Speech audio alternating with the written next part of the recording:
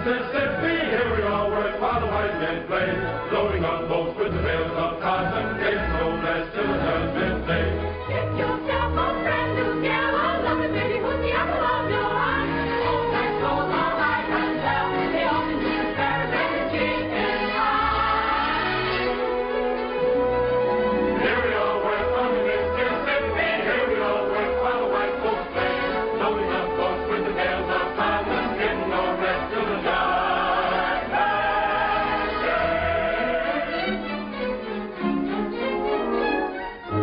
What pretty babies are there, the fairest of the fair, to southern beauty, every foe must bow. Clapper, you roll, oh goodness gracious, they're so flirtatious, you naughty Little women don't be timorous, you will find that she's love only makes a man more bold. These are not the days of old. Please, a stroke of pencil, Captain and Scotland, Boston, will you go? Let me take you to the shadow line there. Delightful, but too joyfully accept I have to make a lot. Information from the Hello, dear, from Captain Andy.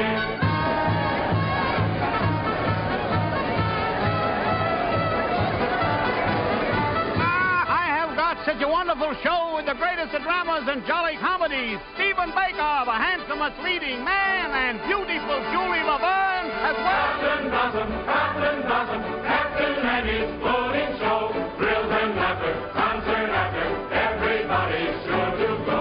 Captain Blossom, Captain Andy's floating show. Thrills and laughter, concert after, get younger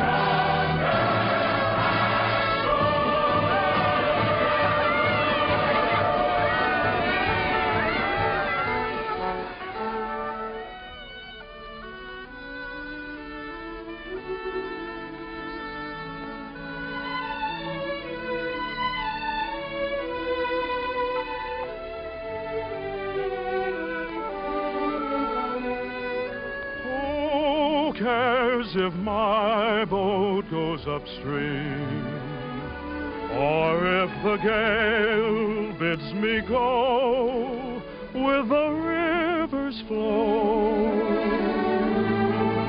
I drift along with my fancy. Sometimes I thank my lucky stars, my heart is free. And other times I wonder, where's the mate for me? Hello. How do you do? Are you an actress? Oh, no, but I'd give anything if I could be. Why? Well, because you can make believe so many wonderful things that never happen in real life. Well, if you like to make believe one thing, why can't we make believe we know each other? The game of just supposing is the sweetest game I know. Our dreams are more romantic than the world we see. And if the things we dream about don't happen to be so, that's just an unimportant technicality. So the cold and brutal fact is, you and I have never met. We need not mind conventions, P's and Q's. If we put our thoughts in practice, we can banish all regret. Imagining most anything we choose, we could make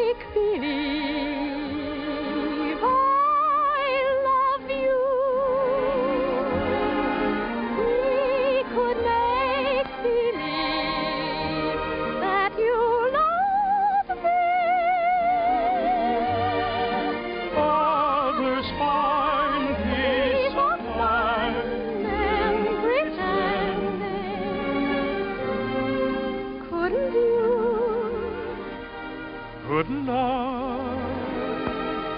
Couldn't we make believe our lips are blending in a phantom kiss, or two or three? Might as well make believe I love you.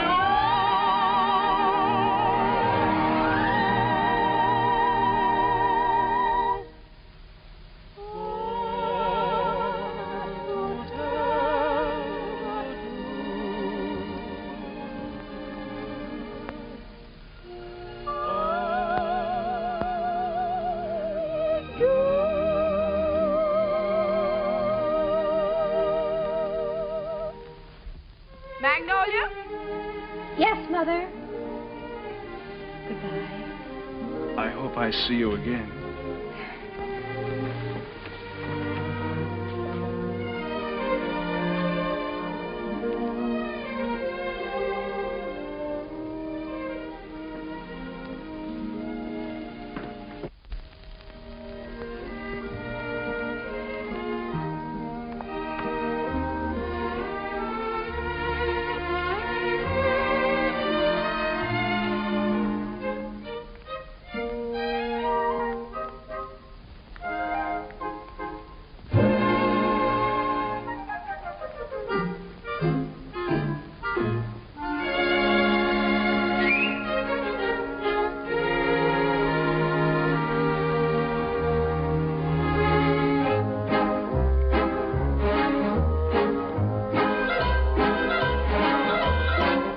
Upon the wicked stage ain't ever what a girl supposes.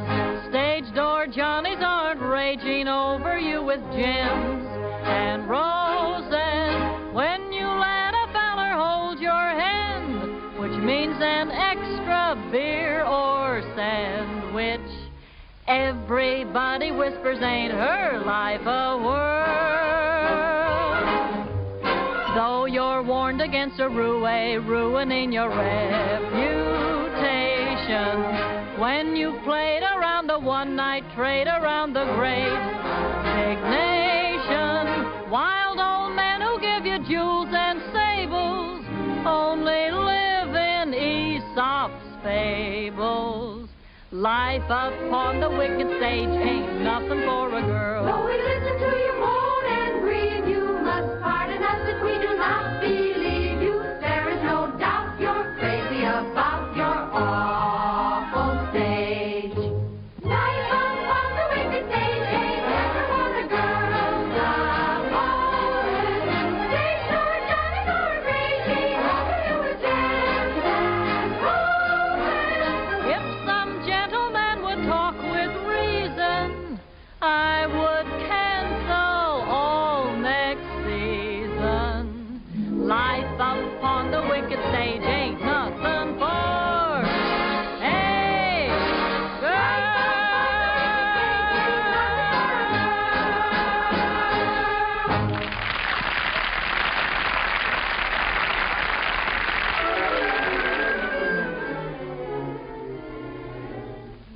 Oh, listen, sister, I love my Mr. Man, and I can't tell you why.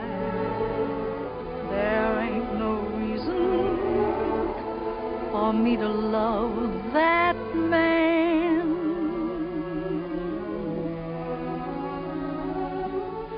It must be something that the angels done planned.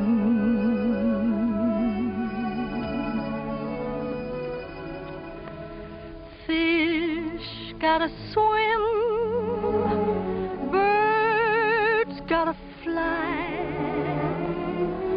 I gotta love one man till I die. Can't help loving that man of mine.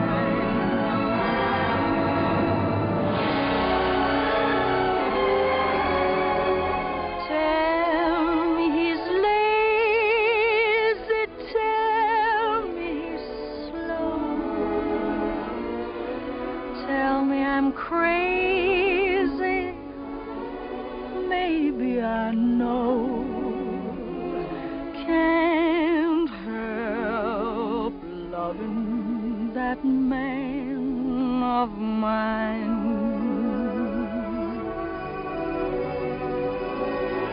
When he goes away, that's a rainy day. But when he comes back, that day is fine.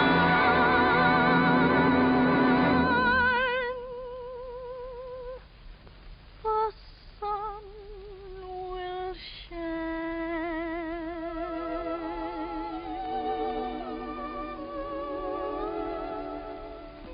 He can come home as late as can be. Home without him ain't no home to me. Can't help loving that man of mine.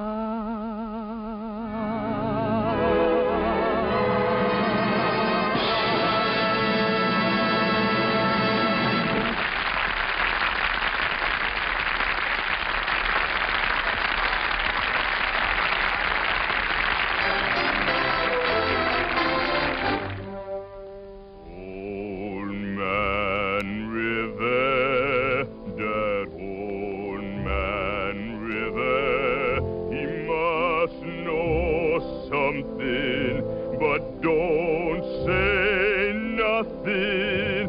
He just keep rolling, he keeps on rolling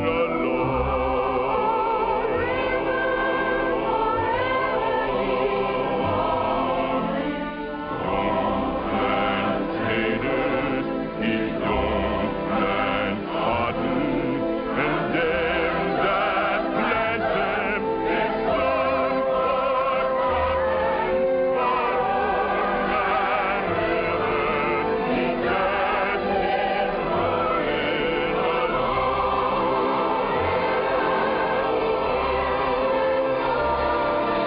You and me, we sweat and strain, body all naked and our back with pain. Hold that mark, lift that veil, hit a little rock, and we land in death.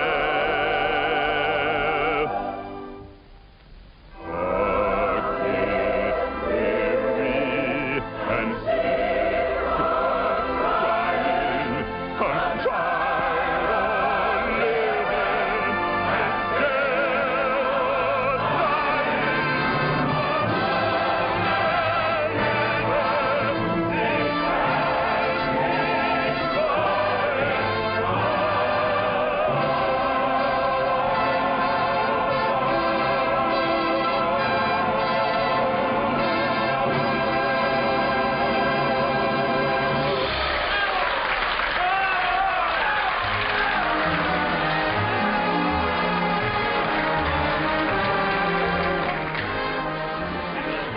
It'll run over a year. Well, over a year.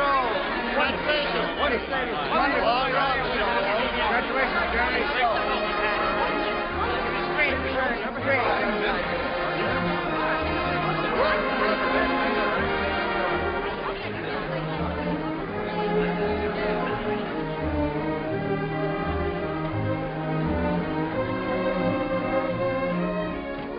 That was a swell show, Mr. Kern. Well, thank you, Joe. Where to? The Waldorf, Mr. Kern? What was that, Joe? that big shindig you're throwing for you. It's down at the Waldorf, ain't it, Mr. Kern? Yes. But first I'd like to stop off at the house of an old friend. Yes, sir. Just for a moment, Joe. Turn right at the next crossing. It's not very far. I'm looking for an old brownstone house. It was the home of a very great and good friend. Tonight during the show, I couldn't seem to get him off my mind. Yes, sir, Mr. And I'd like to be alone for a few minutes, Joe, before we go down to the Waldorf and face that crowd. Oh, I get you. It's like a minute of silence, something like that, huh? Yes, Joe, something like that. Here, stop here, Joe. Here at the corner? In front of that radio shop. Oh, there it is. See? You mean that lodging house sandwiched in there? Mm-hmm. Well, of course, it didn't have that room to let sign in the window then. And other than that, it hasn't changed very much. Well, the street has changed. It's changed quite a bit since I first walked down it years ago. Joe, did you notice this radio shop? Well, that was a bicycle shop the first time I ever saw it. I remember the day very well. It was spring, and I might have been any American kid coming down that street. I had a song under my arm, my hopes were high, and the world was wonderful. I was ambitious, and I was eager, but I needed a little help. I'd been told that the best man to give it to me was a man by the name of Hessler, James Hessler.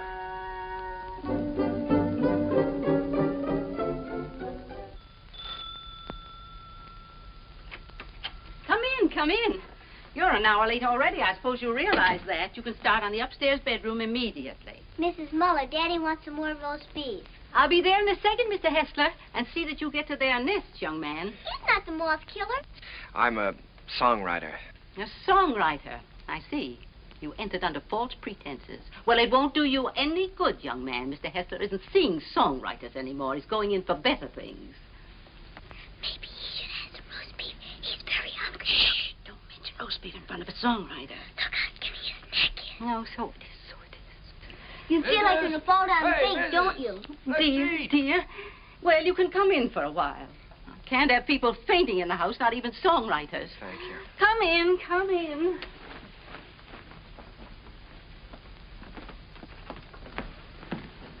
Daddy, he's starving to death. Mr. Hessler.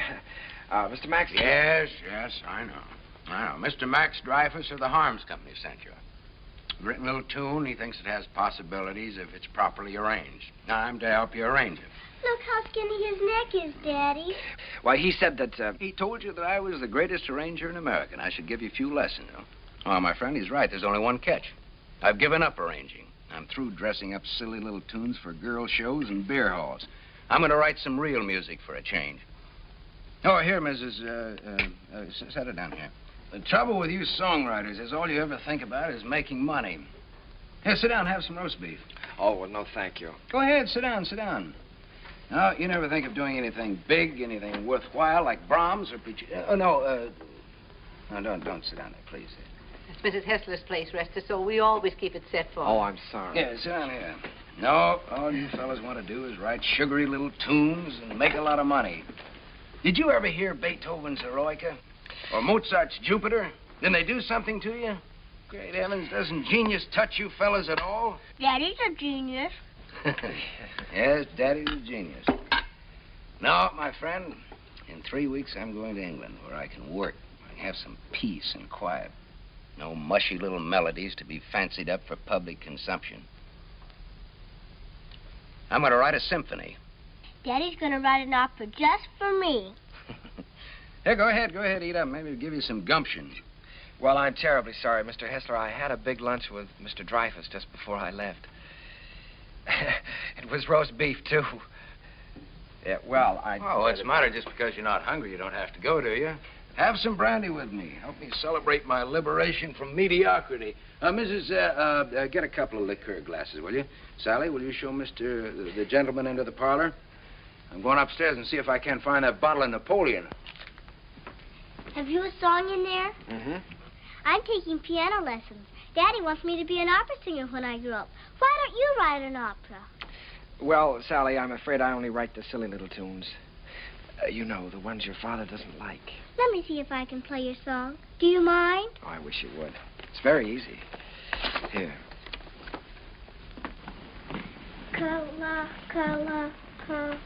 What's the name of the song? Kahlua. That's a funny name. Sounds like candy, like gumdrops. Well, it's the name of a very romantic beach in Hawaii, Sally. No, that's B. B natural. Here, let me show you. Now, here's the melody. Should be played with clarinets. Oh, no. Wait a minute. No, that's not right. You've got to use clarinets to play the vamp. Oh, I was thinking of using brass there. Brass and spoil your finish? Good heavens, man. You've always got to save the brass for the finish. Oh. Well, what do you think? I know. This is a romantic song. Sit down. It's sentimental.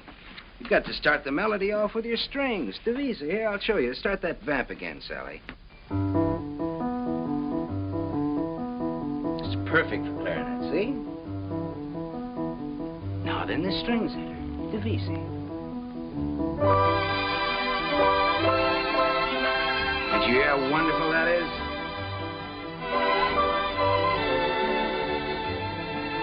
Now then add trombones, muted trombones.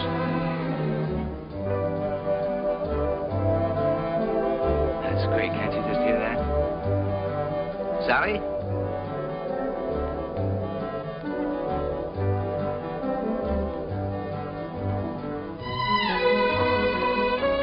No, wait a minute. We ought to add flutes there. Light and easy.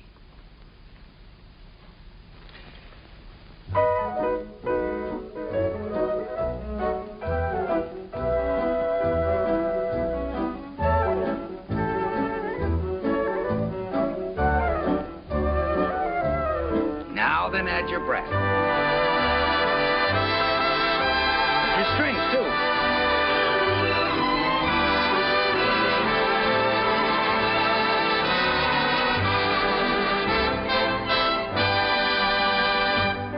You see? Not easy? It's a good song, too. It's very good. Is that yours? Yes. Mm-hmm. That's all right. What's your name again? Kern. Jerome Kern. Well, I'm glad to meet you, Kern. Make yourself at home. And I did. My life became a pattern of notes and clefs, tempos and modulations. We worked hour after hour, day after day. It was the beginning of a friendship. It was the beginning of a lot of things. And now, not only did I have a best friend, I had a best girl, Sally. And what a girl. Oh, those were never to be forgotten days, and I hated to think of them ending. But at last the time came when Jim had to leave for England. Oh, here, Jim, let me help you. Oh, it's those symphonies of yours. They're as heavy and bulky as lead. Nice, they're not tinny like some tunes I've heard. Oh, Sally, honey, come here. All right, here we go. Fortissimo. Dum-da-da-dum-da-dum. Bum. Got it. Oh, you carry a lot of weight, Sally. It was easy. Come along, Sally. At least we're not going to miss the boat. Goodbye, Mr. Kern. Goodbye, Mrs. Goodbye, Sally. Bon voyage. What does that mean? Happy journey. Bye, Uncle Jerry. Be a good boy. This will be the end of it, boys. Don't forget to pack my song, Daddy. No, I'm good. She means Kahlua. All that is her song, Jim. You know, if it hadn't been for Sally, I wouldn't be here now. Well, she's very fond of you, Jerry. I'm going to miss her. I'm going to miss all of you. Well, you may not be gone so long. It all depends on... You won't mind living here alone, will you? Oh, no, I'll get used to it. Jim, in case I don't get a chance at the boat, I just wanted to tell you that... Oh, forget it. I like arranging now that I'm through with it. I'm glad to have been some help. No, it's more than that. It's been your kindness and your home here. Look, Jerry, I just want you to write some good music, some real music. That's all the thanks I want. Don't waste your time fussing with those wheezy little tunes. Think big. Try to be somebody. I will, Jim. I'll try to be as big as I can. Yeah, good. That's fine. Well, we better be on our way. Oh, good heavens, Sally's song. You know, I'm so tickled that she remembered that. Remembered? It's your song, Jerry. She couldn't forget.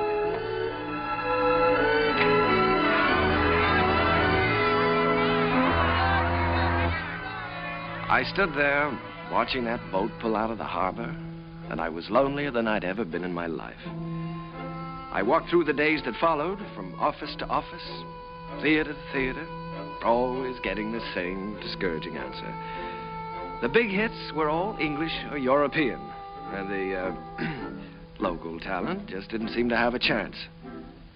Broadway was closed to an American. From 23rd Street to Times Square, they were all playing Follow the Leader. And the leader was Charles Frohman. A moment. He's with Keller. Cecil Keller, the English composer. Mr. Frohman's not interested in American songs at the moment. He's leaving for England in a few weeks. Good day. How do you do? My name is Kern, Jerome Kern. Oh, yes. How do you do, sir? I see you have the deeds with you. Mr. Frohman's very anxious to see them. Deeds? You're the man from the real estate office, aren't you? No, I'm a songwriter. These are some of my songs. Your name isn't Kernan? No, Kern, Jerome Kern. I'm sorry. Mr. Frohman hasn't a minute to waste. I'm afraid I must say good day. Well, now, maybe if he'd listened to one of my songs, I have one that could be made very English. Good day, sir. Goodbye, Mr. Frohman. Goodbye, Mr. Keller. I'll see you in London soon. I'll call you when I get there. Thank you. I'll be waiting for your call.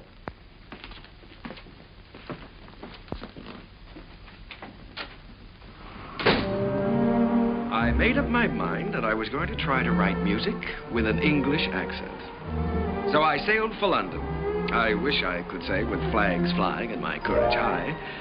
But the sea and I and the boat didn't get along too well together. I was mighty glad to see land again.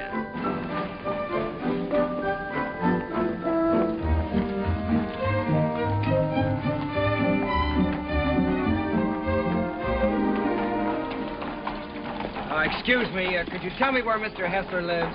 Hessler? We have a Wesley and we have a Smith. No, Hessler. Mr. Jim Hessler. Uncle Jerry! Sally. Oh, honey, it's so good to see you. We didn't know you were coming. Well, I didn't know I was myself. Daddy will be so glad to see you. Come on, we live right over there. All right. Oh, Sally, you're getting prettier every day. I have a new Judy key. Yeah. Well, the tables are turned. American songwriter invades England. That's pretty good, Jerry. No, it's daring, very original. You're thinking big anyway. It's a chance I'm taking, Jim. Say, you've gotten a little skin here, haven't you? Hmm? I haven't been getting enough roast beef lately, I guess. Jerry, I look at you sitting there, and it's just hard for me to believe you haven't been here all the time. Thanks, Jim. It's sort of like being home again. How was the symphony coming along? All right? Oh, well, yes, I'm still in the note-making stages. Of course, I always believe in making plenty of notes. It's kind of like planting seed. One day they start to grow, and then before you know it, lo and behold, your symphony's all written. Uh-huh. Simple and easy, hmm? Not as difficult as writing those silly little tunes.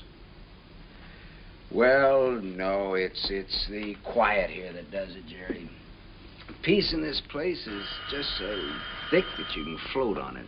It's a rustic pastoral. Wait a minute, now, answer that telephone.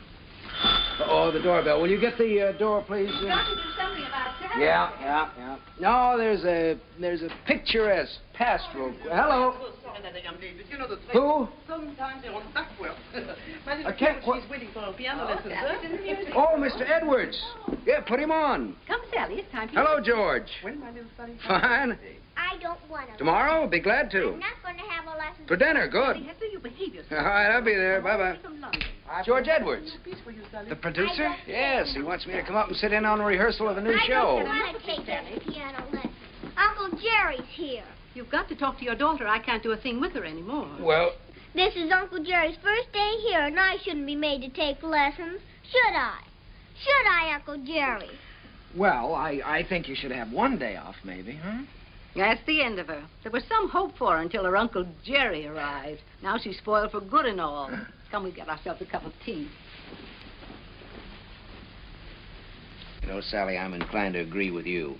I think Uncle Jerry's arrival does call for a celebration. Now, what'll it be? London or the fair? Oh, the fair, Daddy. Please, the fair. All right. The fair it is.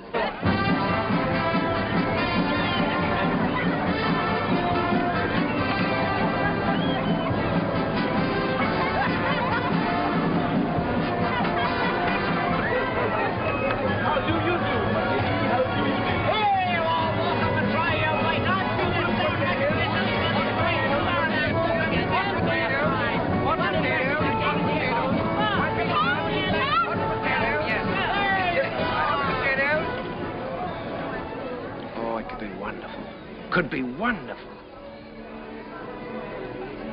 Oh, no, Jerry. I don't want Sally to go up in the swings. Not till she's a little older. The whole stage full of swings and a boy and girl in each swing and all of them singing. Oh, you mean for a production number? Yeah. That's not a bad idea. They could swing from the stage right out over the audience and back again. Make a good production number. What song would you use with it? Spoon with Me, be perfect. Spoon with Me. That sounds fine. Suppose I take that up to George Edwards. For the gaiety? Sure. I'm going to have dinner with him tomorrow night. Oh, Jim.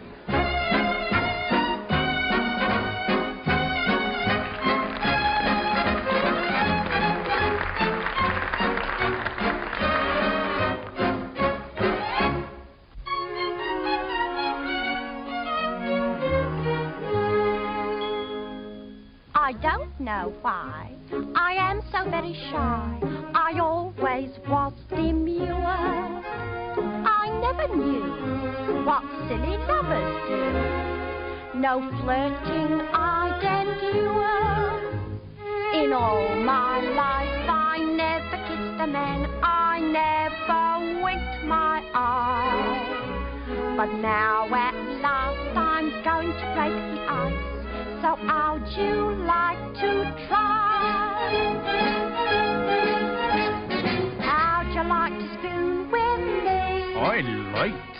How'd you like to spoon with me? Well, rather. Sit beneath an oak tree, large and shady. Call me little Tootsie Woodsy baby. How'd you like to whack and squeeze? Indeed, I would. Dangle me upon your knee. If I could. How'd you like to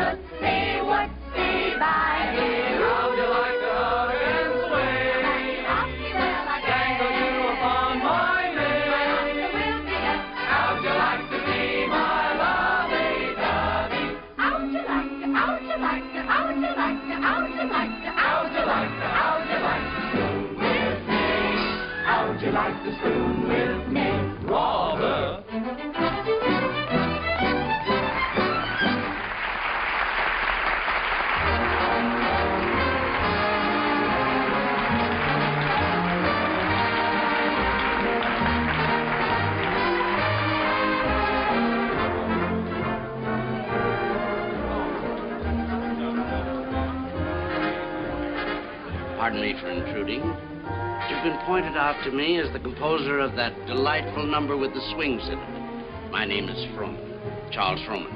Mr. Kern, I want to congratulate you. Froman. I'm sorry, sir. It isn't my number. My name isn't Kern. There's Mr. Kern, sir, down the bar bit. That gentleman there? Why, he can't be the composer. It's him, sir, sipping sherry. And a very nice gentleman he is, too, sir. For a musician. Mr. Froman, I have something here which I know you'd like. It's a beautiful number with parasols, with all sorts of parasols.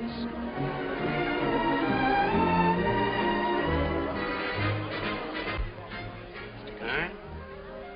Oh, Mr. Froman, how do you do? I'm very glad to know you. Mr. Kern, I want to tell you I think your swing number is delightful. It has such beautiful English charm to it, really delightful. Oh, by Jove, Mr. Froman, that's rather nice of you. It's a pleasure to know you, Mr. Kern. You know, you fellas over here have a style all your own. As English as the scent of the May blossoms. Would you join me in a glass of sherry? Righto. Miss.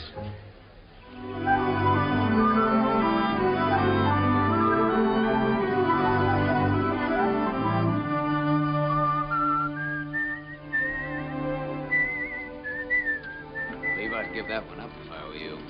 One song at the Gaiety, I think you can afford to take a rest. Well, if I could finish it, I know I could interest Froman in it. You ought to know by now that Charles Froman is only interested in English music and English composers. If I only had a piano, I know I could work this out right now.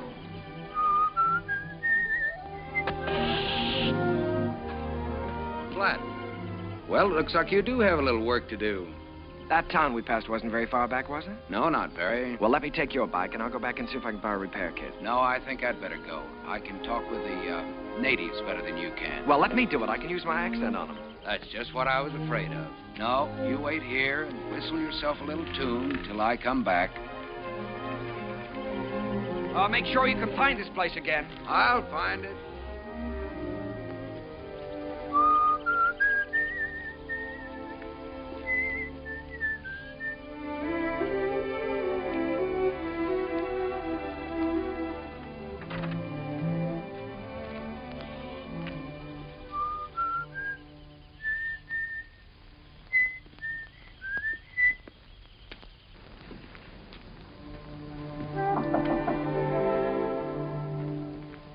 I say, is anyone there?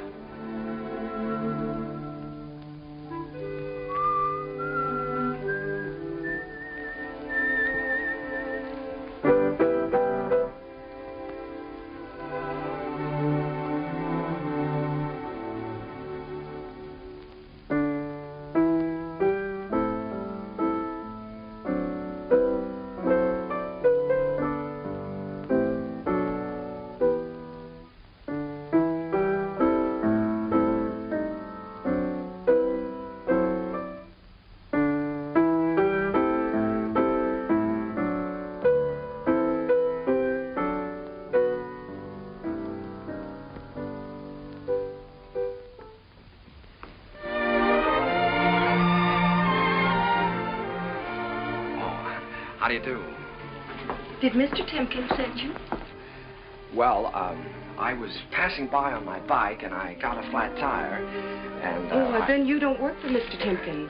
No, I happened to notice your piano through the window, so I thought I'd come in and try out a little tune. I see. For a minute, I thought you were the piano tuner. No. Well, I'd better go before the owners...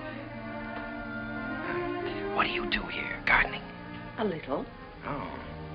Well, I don't know whether anybody's told you, but for a working girl, you're very pretty. Thank you. You're an American, aren't you? Yes. Yes, I'm a songwriter. As a matter of fact, that song I was playing as you came in was mine. Did you like it? Oh, you wrote it yourself? Sure. Oh, I write lots of songs. Maybe you've heard this one.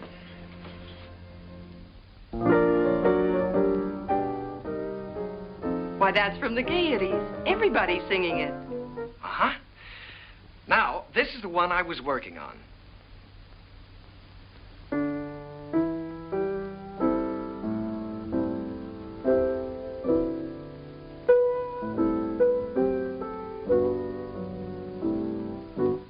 That I'm going to try to place for the Gaiety, too. Of course. I would if I were you. Don't you believe I wrote these songs? Tell me, When you compose, do you always break into people's houses to borrow their pianos? No. All right, I'll tell you what I'll do. If I place this with the Gaiety, I'll send you tickets and you can come and see for yourself. Will you? I'll tell you when I get the tickets. I beg your pardon, miss, but your mother would like to speak to you. She's in the upstairs sitting room. Thank you, Katie. I'll be right up. Well, I'm terribly sorry. But I still wrote those songs. And I'll still be waiting for the tickets. Will you? Wonderful.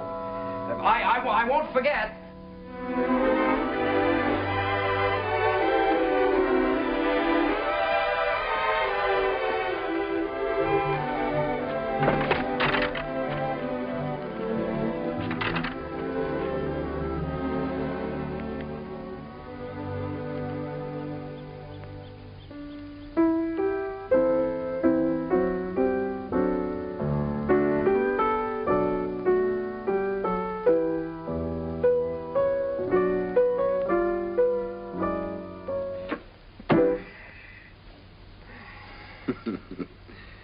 And you were the lad who wasn't going to fall in love with anybody for a long, long time. Well, this girl is different.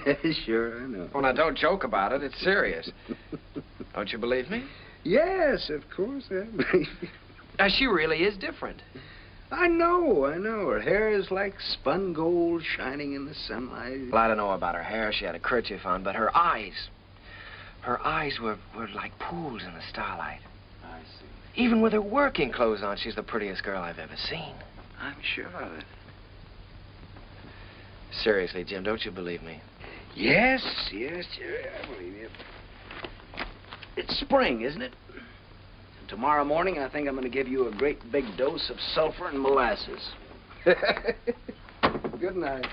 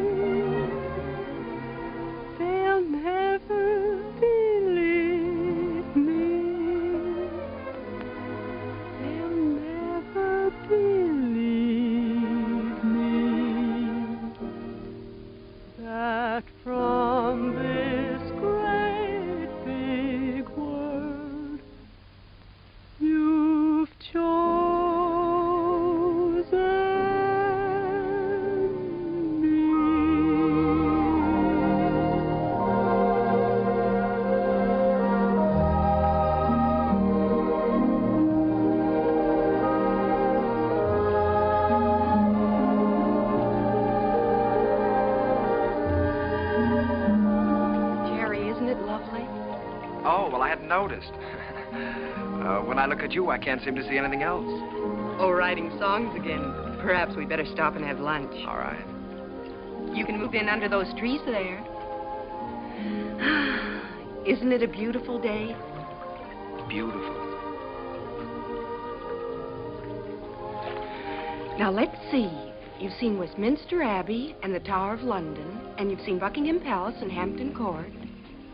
Maybe there's something I can tell you about this place. Eva, let's drop the history course for a while. Do you mind? Not that it isn't interesting, but, well, there are a few things I'd like to know about you, too. Well, all right. What would you like to know about me? Oh, just the ordinary things. things you like and things you don't like, and where you went to school, and who was your first beau, and what you want out of life. That's a tall order. Where shall I start? The things you like. Oh, I guess I like what everyone likes. I like books and picnics and dancing and music. What about musicians? Oh, certainly musicians. And what do you want out of life? Oh, I guess again what everyone wants. Happiness. Have you ever given any thought to getting married? Why, of course. Doesn't everyone? Are you set on any particular type of man? I have been at different times. When I was 16, I desperately wanted to marry the star cricket player at rugby. And now? Now? Oh, now I don't really know. Except that he must have a sense of humor, and he must be kind, and he must be intelligent and good company. And of course, he must love me very much. Well, I know somebody with at least one of those characteristics. Someday I'll tell you all about it.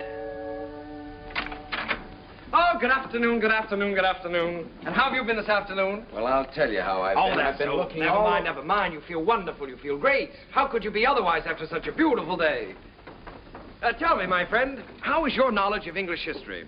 English history? Did you know that London happens to be the largest city in the world? Yes, I know that. Did you know that within the county of London there are 14 road bridges that cross the Thames? Now, there's the Waterloo. There's You don't say. Sounds dull, huh? Well, it's far from dull, my friend, when your history teacher is as beautiful as all the sirens of history put together. Did you know that all the swans on the Thames belong to the King of England? No, fancy that. And the male swan is called a cob. Well, what does that get? And did you know that when you walk into Hampton Court, you're walking right straight into history? Oh, my dear friend, you have so many things to learn about England. Have you ever heard of a man named Charles Frohman? Frohman? Well, now that's a familiar name. The face escapes me. How can you talk about Frohman when I'm talking about love? Oh, so that's been the theme of this little dissertation. Yeah. Well, I'm glad you informed me. Oh, that's all right. Because the next time Frohman's office calls, I'll tell him that you're too busy to be bothered. Yes, you tell him that I'm too busy.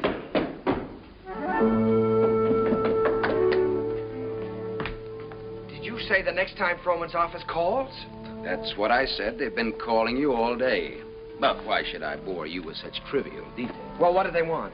No, dear friend, you return to your archives. Why think of the future when the past is so glorious? Oh, come on, now quit clowning. What happened? Nothing. Frohman just wants you to write 4 songs for his new show. If, of course, you can spare the time. Well, why didn't you tell me about it? Why didn't I tell you about it? Well, come on, let's get going. There's no time. We've got to do that on the ship. On the what? On the ship. We're sailing with Charles Frohman tomorrow. We have to start rehearsal in 6 weeks in New York. Oh, Jim, Oh, no. Look, Jerry, this is the chance you've been waiting for. You certainly are full of surprises. I thought you'd be up in the clouds. I feel like I've just been yanked out of the clouds.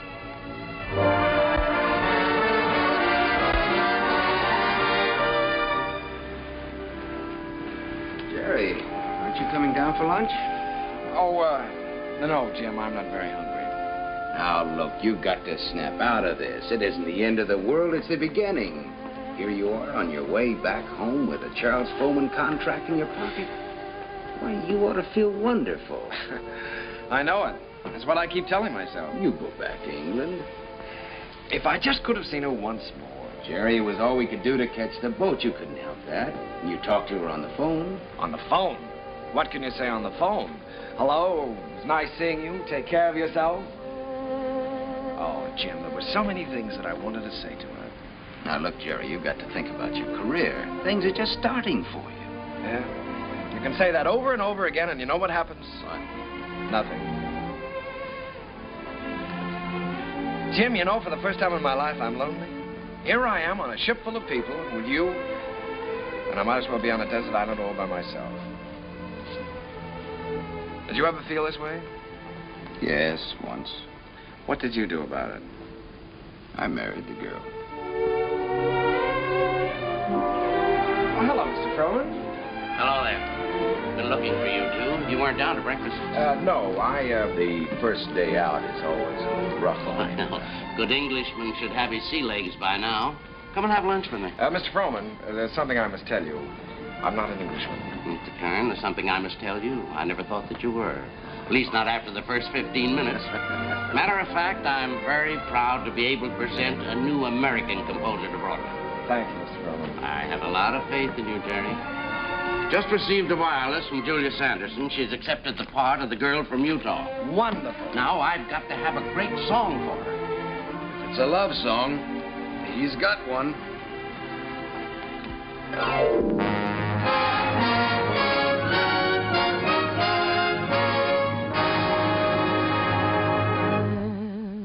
When I told them how wonderful you are, they didn't believe me. They didn't believe me. Your lips, your eyes, your teeth, your hair are in a class beyond compare. You're the handsomest boy that one could see. And when I tell them, and I'm certainly gonna tell them, that you're the boy whose wife one day I'll be, they'll never believe me. They'll never believe me. That from this great big world you've chosen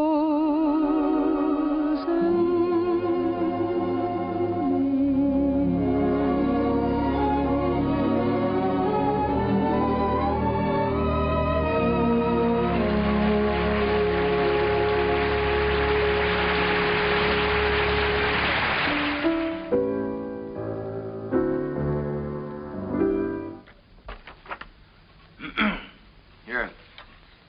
I've got the Clouds number worked out pretty well now, huh? I never realized that writing a complete score was such a job before. Well, one good all-night session like this does wonders. We could use another week. We weren't 3 weeks late already. Oh, I hope he likes it, Tim. Ron, he'd be crazy about it. If he hadn't gone out and bought himself another show while he's been waiting. Good morning. Sally, what are you doing up? I'm going to have my breakfast. Right. It isn't morning already. No, it can't be. Sally, you'll be late for school. I'm coming. Say, Jim, don't you think I better call Froman's secretary and get an appointment? You better call him at home. It's a little early. Good morning. Bryant, 2446, please. Do you think it's in good enough condition for him to hear? Oh, yeah, sure. It's in good shape for a first draft. Hello, this is Kern, Jerry Kern. Mr. Froman was expecting me to call today about an appointment. He's leaving for England.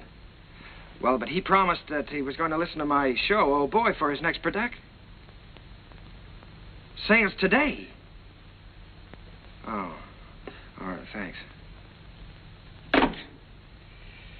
Well, that's it. He's gone over to buy himself another English show. Well, he can't.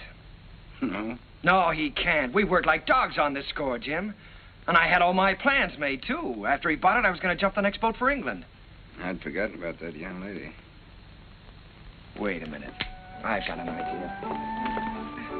My passport is still good. Why don't I take the same boat he's taking today? Wonderful. Get him on board ship and he can't get away from you. That's right. Then I can sell him the show. Wonderful.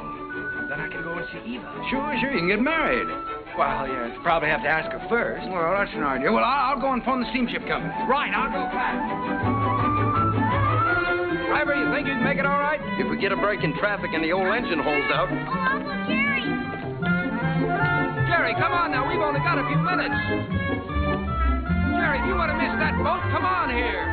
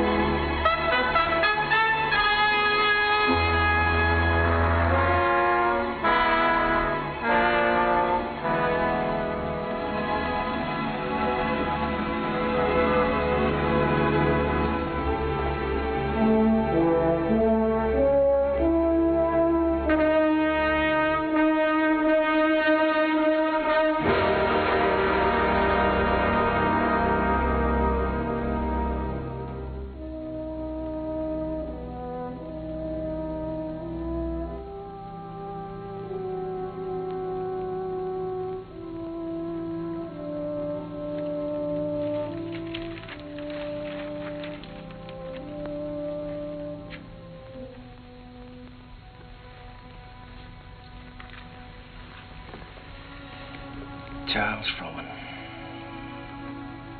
It's like watching an era crumble in front of him. The theater's gonna miss him. Yeah?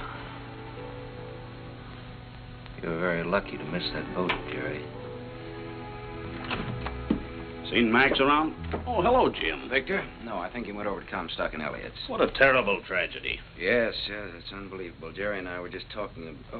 Jerry, you know Victor Herbert, don't you? This is Jerry Kern, Victor. How do you do, Jerry? It's a great honor to meet you, Mr. Herbert. Charlie Frohman spoke of you quite often. He had great hopes for you. Well, he was very kind. He liked you. But more important, he respected you. And it's easy to see why. You've got a song to sing. Thank you, Mr. Herbert. Look down at that city, Jerry. It's made up of millions of people. And music has played a part in all their lives. Lullabies, love songs, hymns, anthems.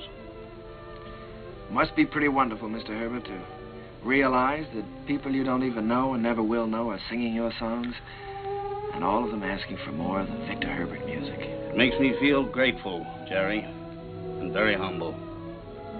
One of these days you'll find out yourself how it feels. What is it my publishers call me? The Dean of American Music. Well, I think you're going to be the next dean. One thing I must admit, you've got a better figure for it. Keep writing, boy. Don't let anything stop you. Good night. Night, Victor. Good night, Jim. Good evening, Mr. Herbert.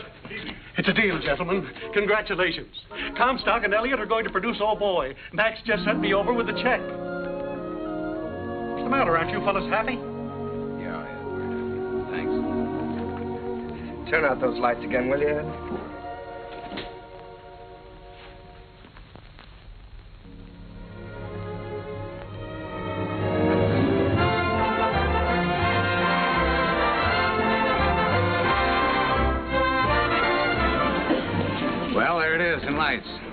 How does it feel? Well, it feels pretty good. If I could just get rid of some of these butterflies in my stomach. How do you feel? Well, I've got a little butterfly trouble myself. I suppose you think we're standing in front of the theater on 39th and Broadway. No, what do you take me for? This isn't 39th and Broadway. This is the top of the world. Pretty nice world, isn't it? Yeah, it's great. It's wonderful what a difference seeing your name in lights can make, isn't it? Come on, we better go in or we'll miss the show.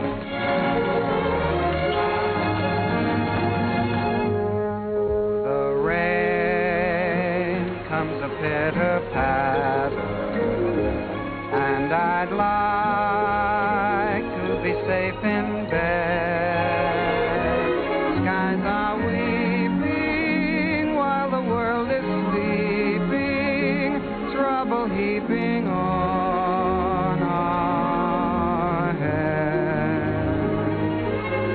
It is vain to remain and chatter, and to wait for a clearer sky.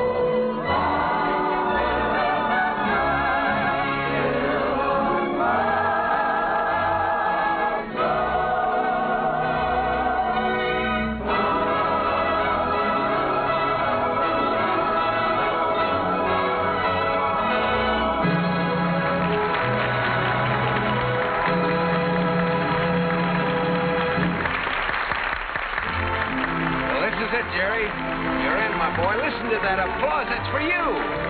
Don't wake me up. Don't anybody wake me up.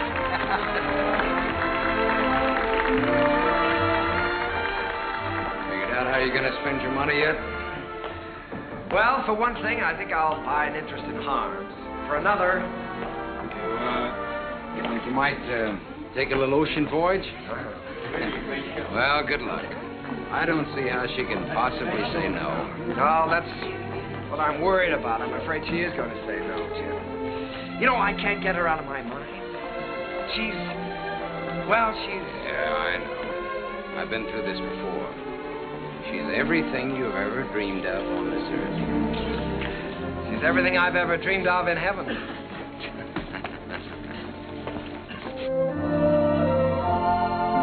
Oh, Jerry, let's stop here, shall we? All right.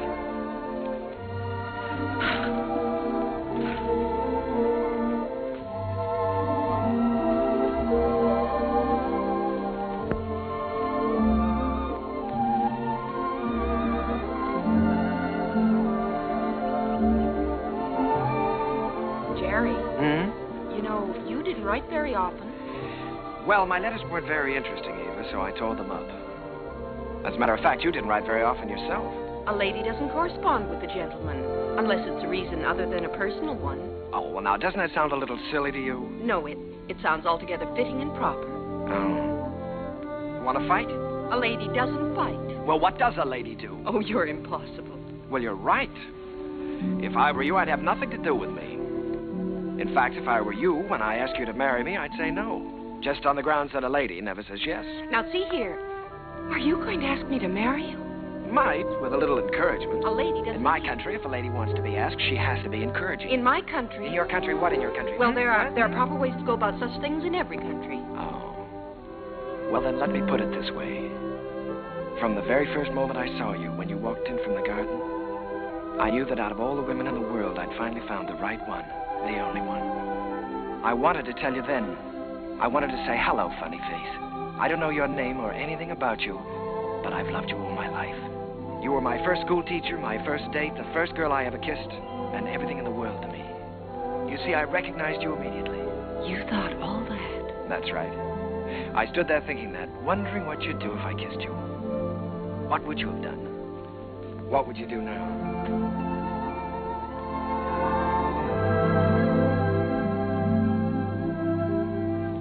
Will you marry me, Eva? Thank you so much. I'd love to. Hello, Mrs. Kern. Hello, my darling.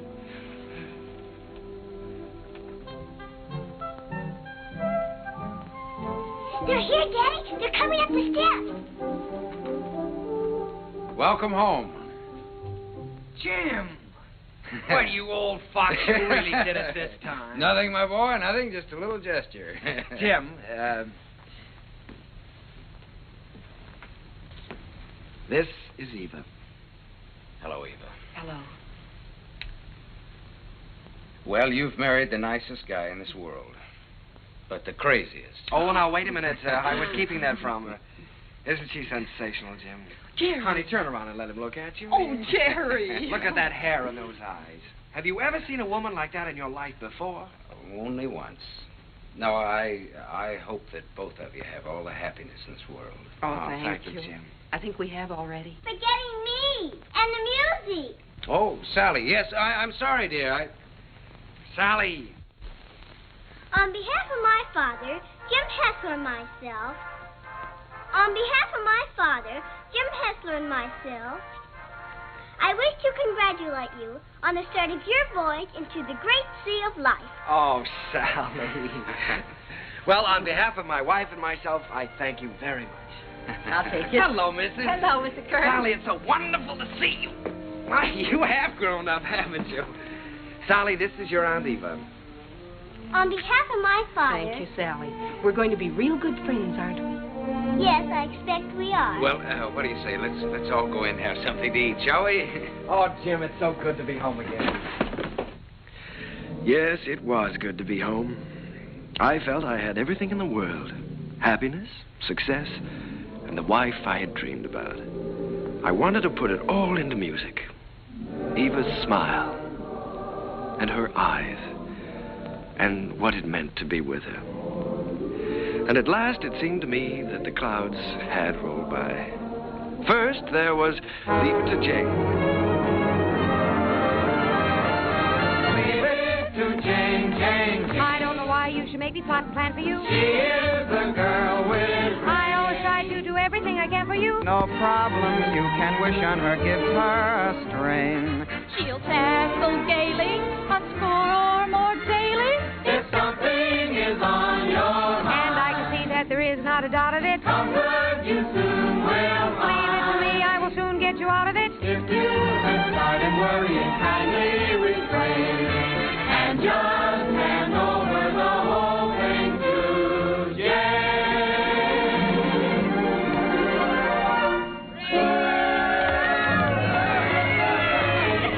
Jane. Well, Jane, why don't you tell us how you do it? Yeah, come on, Jane, tell us.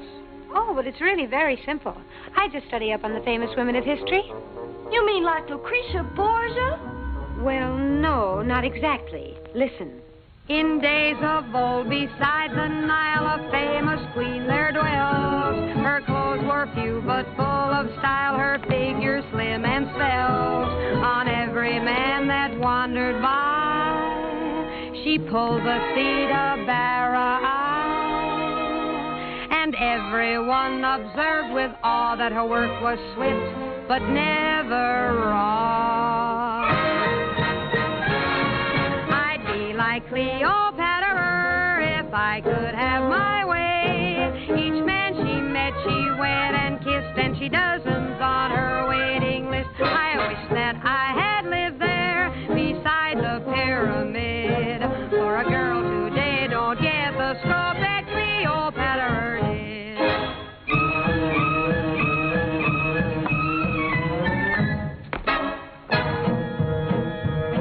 She danced new dances now and then, the sort that make you blush. Each time she did them, scores of men got injured in the rush. They'd stand there gaping in a line and watch her agitate her spine. It simply used to knock them flat when she went like this and then like that. That dancing Cleopatra was always on the spot. She gave those poor Egyptian kings something else to watch besides the Sphinx. Mark Antony admitted that what first made him skid was the wibbly wobbly wibbly dance that Cleopatra did.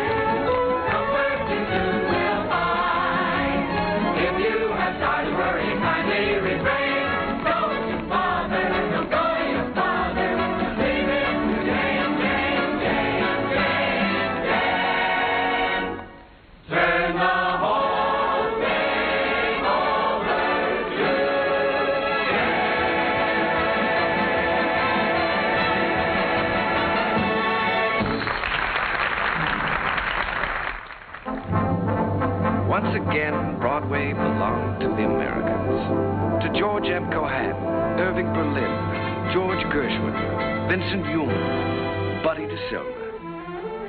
I was working in mighty great company.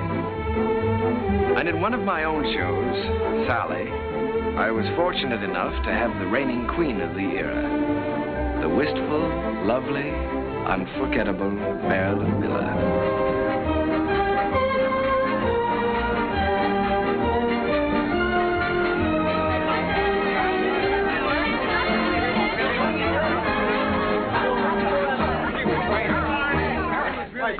I got a couple new telephones there. All right, Larry, thank you. Hazel, my dress. I have it right here. We're going to have to hurry. How's it going? Oh, my goodness. I was never so nervous in my life. Did you see me trip? No, you are nice. More flowers from Mr. Ziegfeld. How wonderful. Lovely. Says the first act was a dream, signed Flo. Wish she'd had the second act. Don't worry about the second act. Second's better than the first. No. Thank you. Hazel, is everything ready for the quick change? Everything's ready in the stage dressing room. All right. Thank you. Hazel, we got everything? Yes, everything's here. All right, let's go. Good luck, Miss Miller. Thank you. Good luck, dear. Fine, Miss Miller.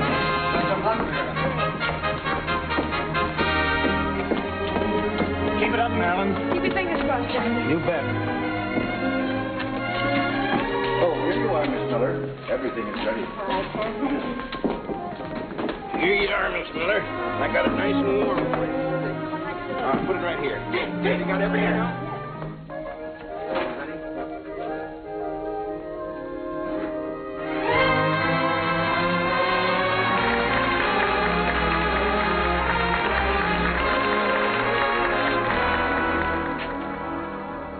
As I wash my dishes, I'll be following a plan.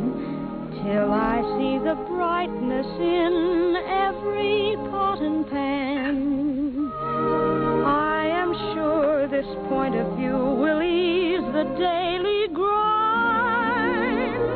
So I'll keep repeating in my mind.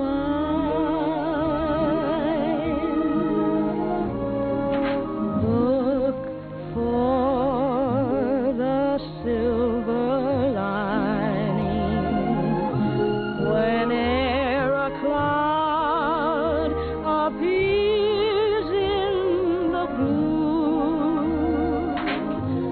Remember, somewhere the sun is shining, and so the right thing to do is make it shine for you. A heart full of joy and gladness will always banish sadness and strife. So always look for the silver lining and try to find the sunny side of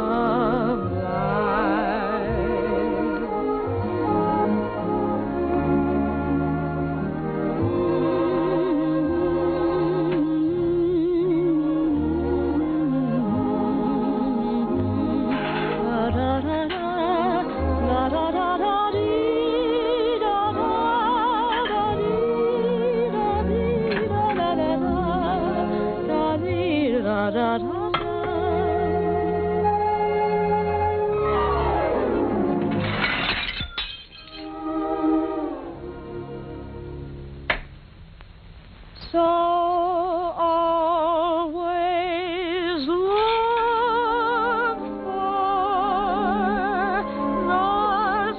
silver lining and try to find the sunny side of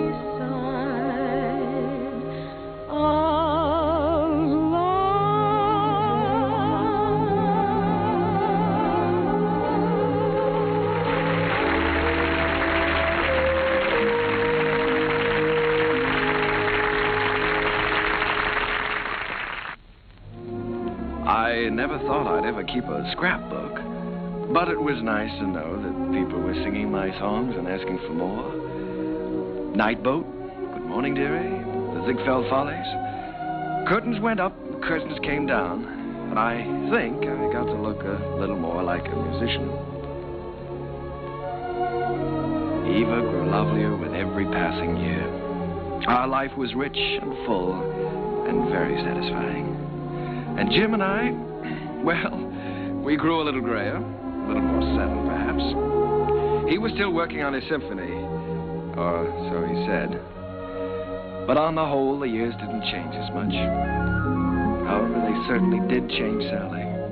She was quite a young lady now. She'd been away at school. In fact, many schools. Well, Sally. Hello. Darling. Well, Sally, I thought you were at school. Well, I was. Oh. What happened this time? I just can't stand that school anymore, Uncle Jerry. I've left, and I'm not going back. What does your father say about that? Well, he hasn't said anything yet. He doesn't exactly know.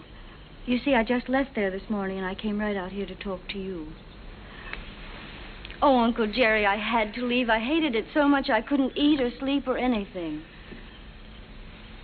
This is the third school you've left now, isn't it, Sally? Yes. Well, now, it seems to me that you ought to be able to make a go of one of them.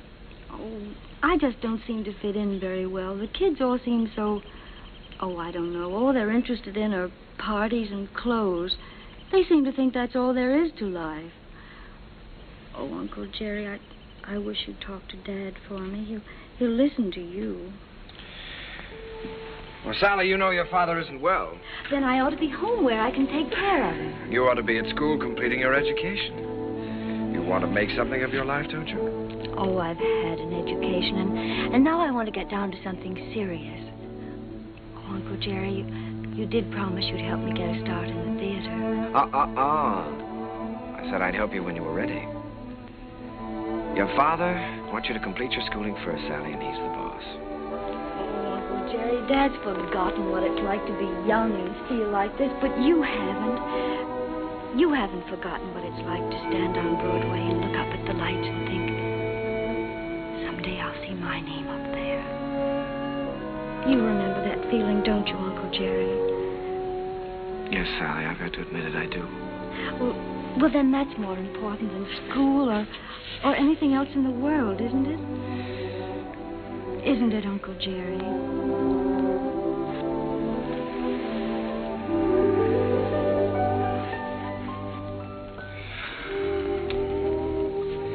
It's the third time, Jerry. Yes, I know. Maybe we shouldn't have made her go back before. After all, if she hates it so much. Oh, Jerry, you can't keep on running away from things all your life. It's time Sally found that out. Well... you can't live another person's life for them either, Jim. It isn't fair. Sally's grown up now, and I think she ought to be allowed to do what she wants to do. I want her to finish her education and get a chance to finish mine. I always said that any kid of mine was going to get the right start in life. Well, what's right for one person isn't always right for another, Jim. You know that. Jerry, the trouble with that girl is she's just plain stage-struck. She comes by that honestly enough, doesn't she? Remember how we used to pound the sidewalks and knock on doors? Nobody could stop us. Goodness only knows enough people tried to. Remember how thrilled we were when we finally realized we were in? So what right have you or I to interfere with Sally? Yeah. Well, what are we going to do, Jerry? I'd give her a part in Sonny. So cast. Part of Gwen hasn't been cast yet? Gwen, well, it's only one line. Gwen is going to have a song. The doctor's here, Mr. Hester. Oh, fine, Miss. Doctor, I'll be with you upstairs in just a minute. Good evening, Mr. Kern. Hello, Doctor. You know, when you get to be my age, you start collecting pills. Well, Jerry, I hope that works out all right.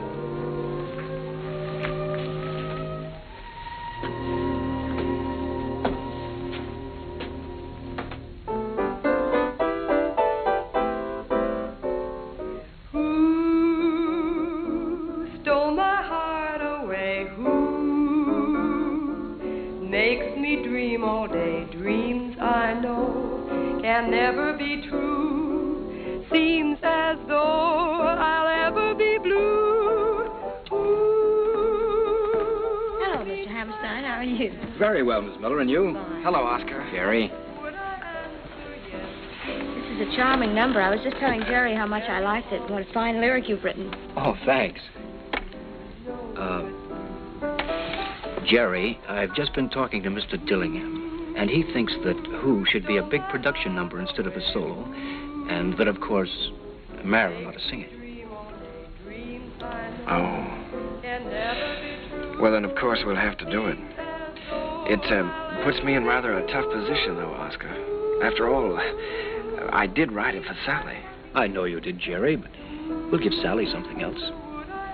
Oh, she's going to be awfully disappointed. It's a wonderful song, and I'd love to sing it, but I hate to take it away from her. Well, it's for the good of the show, Marilyn. I think you're right, Oscar. Have you thought, though, how you're going to tell Sally? It's not going to be easy. Oh, I thought you should tell her, Jerry. Oh, I was afraid you would. Well, after all, you know her so well, it shouldn't be too difficult. Well, it would be a lot easier if I didn't know her so well. Would you like me to tell her? I'm sure she'll understand. Would you do that, Marilyn? Certainly. Ask her to meet me in my dressing room. And don't worry. Thank you, darling. But Uncle Jerry wrote that song for me. I know. And I know how disappointed you must be, too. But, Sally, disappointments are part of the theater, and you've got to be able to take them. Well, the very same thing happened to me in my first show. I had to give up my song to the star. I think I felt pretty much as you're feeling right now. Then I think it's a pretty low, miserable trick for you to pull on someone else. Sally, listen to me a minute. This is your first show. You're just starting. Now, there are going to be a good many songs and a good many shows for you. It may be difficult for you to understand now, but one day you'll realize you've got to give and take, whether you like it or not. I'll never take a song away from anyone else, especially if it's their first real chance. Sally, please don't put this on a personal basis. I don't want to take the song away from you. Then why are you doing it? Mr. Dillingham thinks it's best for the show. And what's best for the show is more important than what I want or you want or any personal feelings involved. Don't you see that, Sally? Yes, I see it all right. You're trying to take my song away from me, and you aren't going to get away with it. Uncle Jerry wrote that song for me, and I'm going to sing it. I don't care whether you are the star. You're not going to take it away from me. Sally! She can't have my song, Uncle Jerry. Don't let her talk you into it. I don't care what happens. She can't have my song.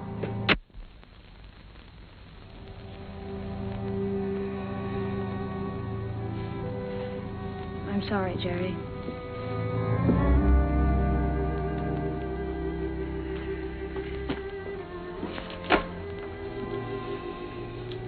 What is it, Sally?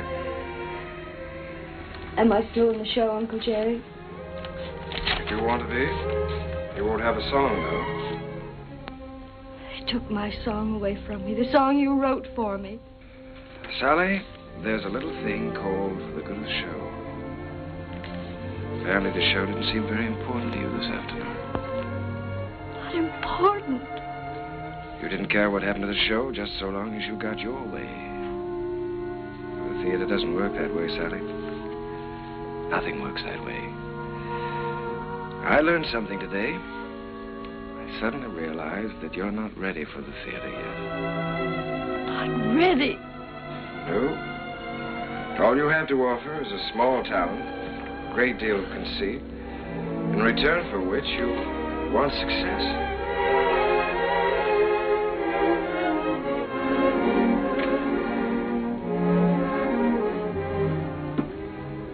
Sally, I've known you and loved you ever since you were a little girl. I couldn't love you anymore if you were my own child. And I must say this to you. You're not going to get anywhere in this life by using people. And until you realize that, you're not going to have the respect of anyone. Sally, I'm ashamed of you.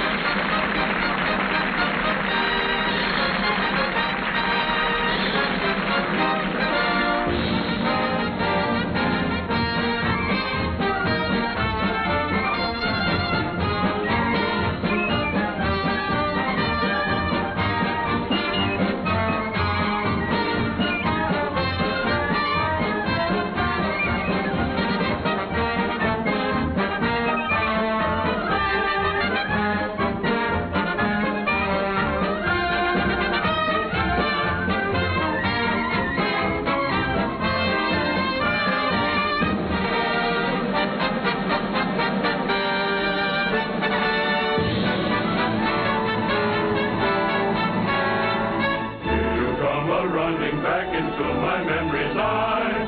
Little playmate was my game mate in the day gone by. Ragged dresses, tangled dresses, flying o'er the hill. Heaven bless us, you know that's the sheriff Jackson still. You funny little willow, that describes her to a T. She is full of fun, he named the lady perfectly. She is bright and sunny.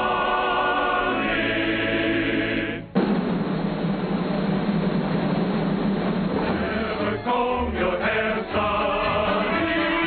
Leave the breezes there, sonny. Let your stockings fall down for shocking. The sound is all that you do.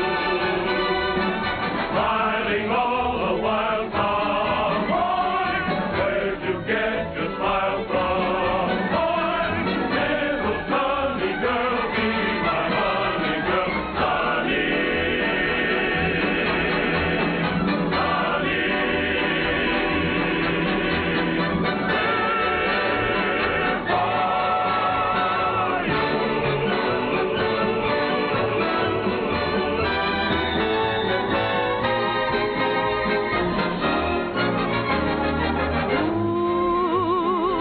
Stole my heart away.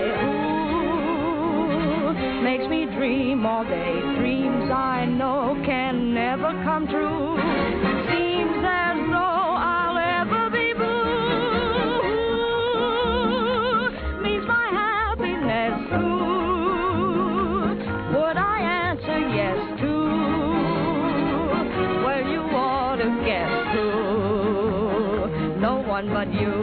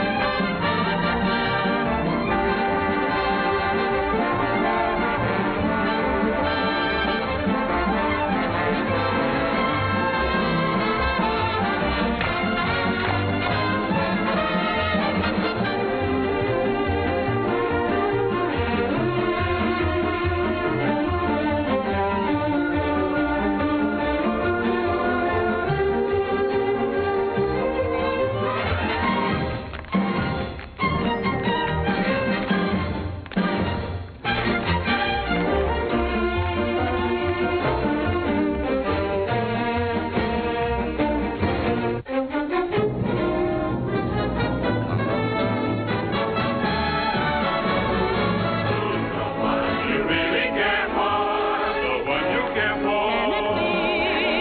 Can it be? Can it be? Can it be? So can it be? Never guess who has stolen my heart away.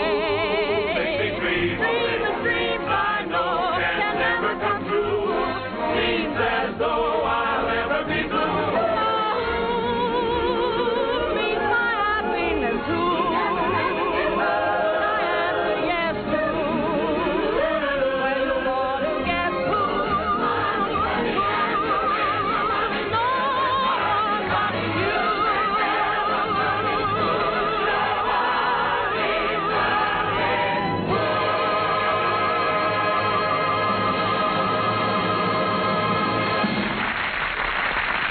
No one but you.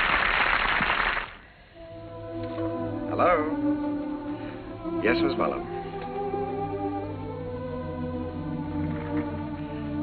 You sent for the doctor? Is Sally there? Oh. Well, you be sure he stays in bed, Miss Mullen. I'll be right over.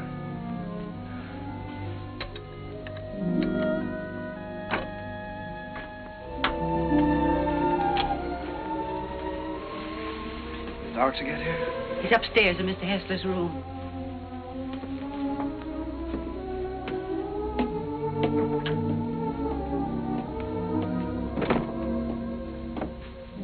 It's his heart. I wouldn't stay very long. Mr. Hessler could use a little rest.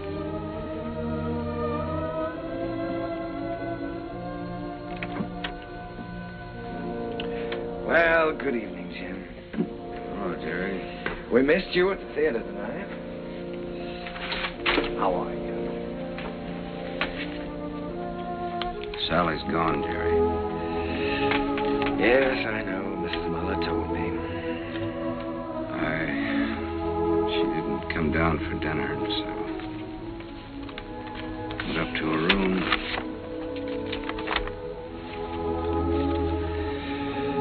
Dear Daddy, I'm going out on my own. Don't worry about me. Someday you'll be proud of me. I'll always love you. P.S. Tell Uncle Jerry I still love him. It's all my fault, Jim. I shouldn't have suggested that she'd be in the show. No, Jerry. Sally is Sally. It's time both of us faced that. Yes, I know, but I think I heard her. Well, she's got spunk, all right. Jerry, she's young. She's way too young to be out on her own. Well, now, look, Jim, don't you worry about this. I'll bring her back. I wish you'd do that. I promise you I'll try my utmost. Yeah, just as soon as you can. Good night, Jim. Why don't you get back into bed and get some rest? Yeah. I left no stone unturned trying to find Sally. Personal ads, private detectives. But the answer was always the same. No one had seen her. It was a futile hunt. I tried to keep Jim's hopes alive, but I think he knew. And then, one night... Please don't mention that I telephoned.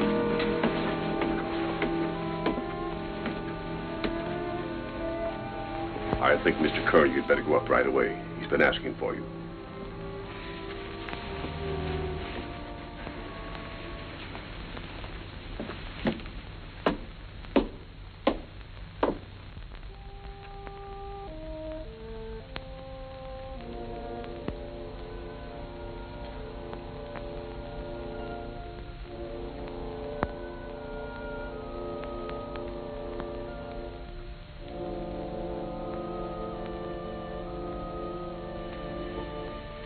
Jim.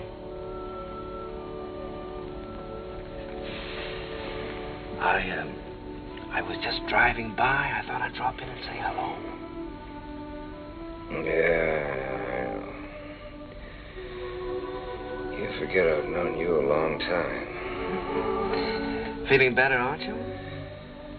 Yeah, I'm fine. Well, that's good. All you need now is a little rest. Kind of quiet around here now. Yes, it is, but things will be popping again just as soon as Sally comes back.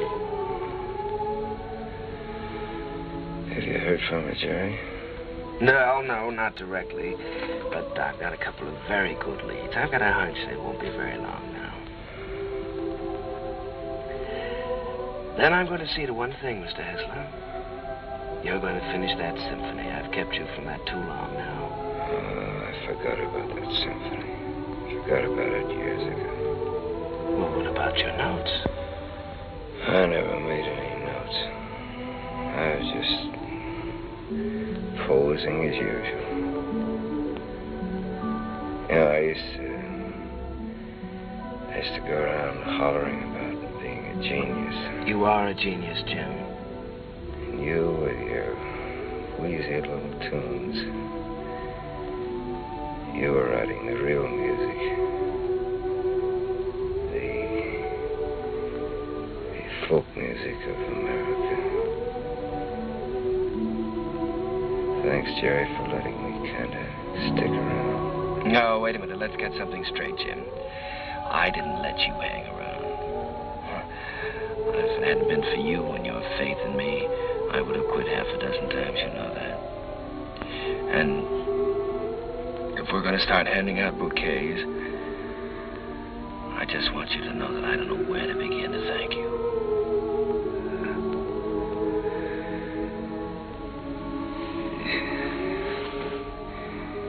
You're a great man, Jerry. It's been a privilege getting in on that music. It's been a lot of fun. Now, let's not talk that way, Jim. In a couple of weeks, you'll be back at that piano, screaming for more and more brass.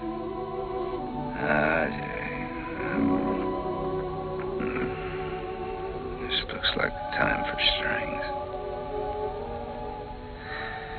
Jerry, if I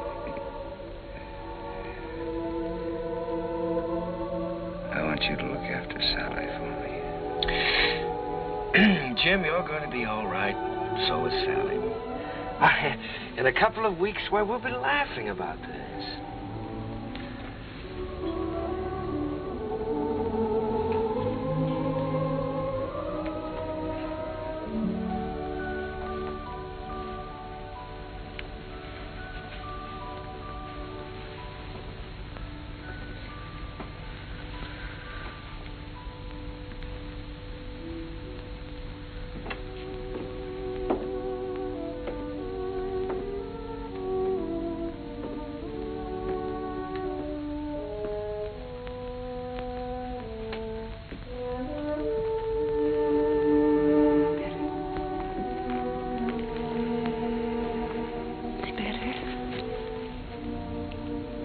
If I made some coffee.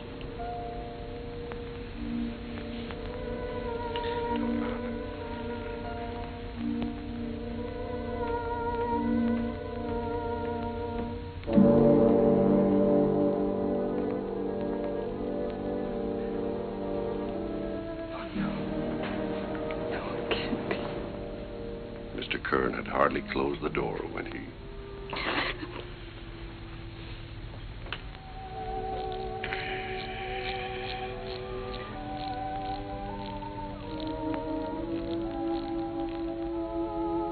I was completely lost, completely helpless. Jim was gone, and I had failed him, was still failing him. I'd lost a world with Jim's passing, and everywhere I walked with ghosts, reliving lost hours, pacing a world of memories. I couldn't even think in terms of music. I began to feel that I might never write again.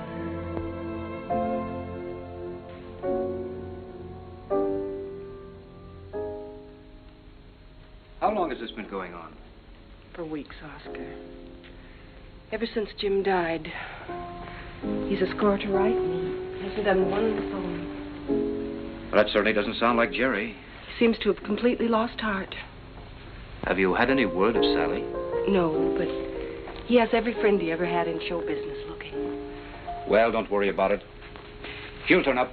It's Jerry I'm worried most about. You know, Oscar, I believe he's beginning to think he can't write music anymore. It's heartbreaking to watch him. Well, I have a book here I'd like him to take a look at. I've been commissioned to adapt it and write the lyrics, and I think Jerry's the man to do the music. I don't think he'll do it, Oscar. Well, that's hard to believe. There's never been a time as long as I've known Jerry when you couldn't excite him with a good story. There's never been a time in his life like this. But if you can try, and I'll tell him you're here.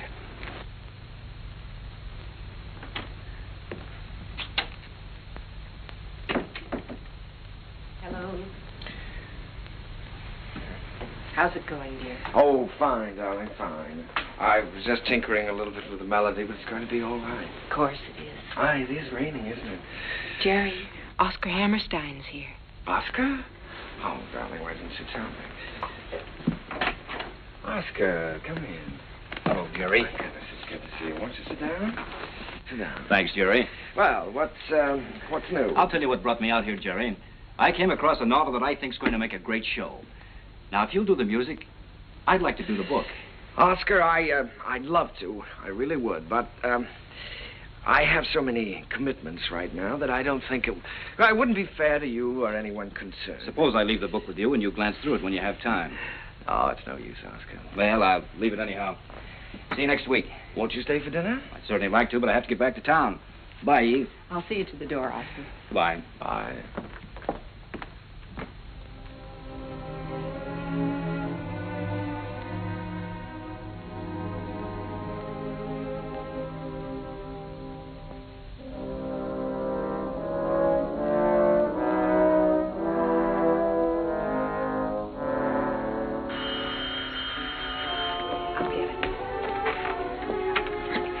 Hello?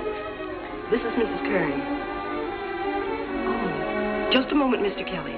Jerry, it's Arthur Kelly. He's got news of Sally.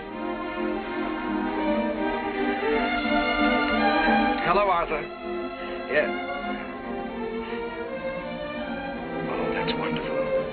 In Memphis? What was the name of that club again? Club Elite, all this week.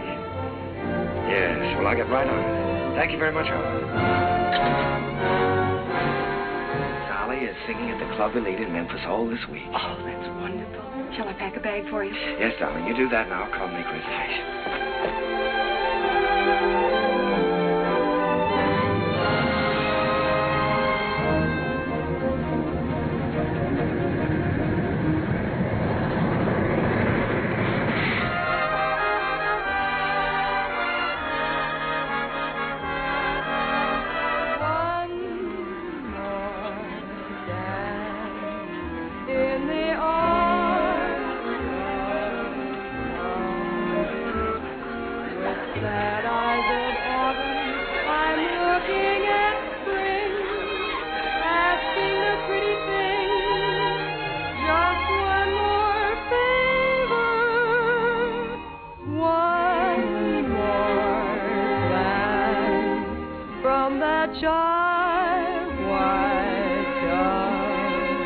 One more night, if you will.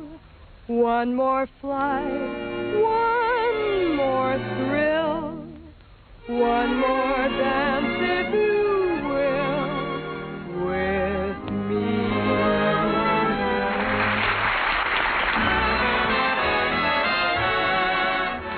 Will you dance with me? Oh, no, thank you. No. Go ahead and dance with us, No, Charlie. thank you. Go ahead. Charlie. Will you dance with me? I sure will, baby. What's this? Sit down.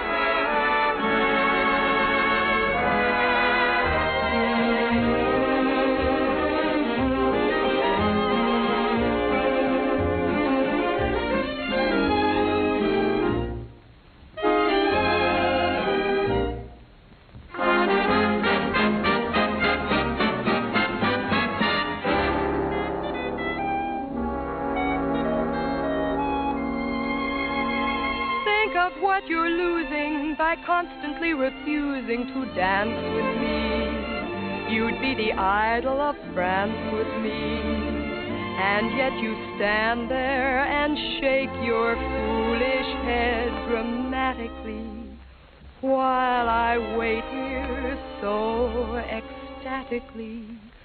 You just look and say emphatically, not this season, there's a reason. I won't dance, don't ask me. I won't dance, don't ask me. I won't dance, madame, with you.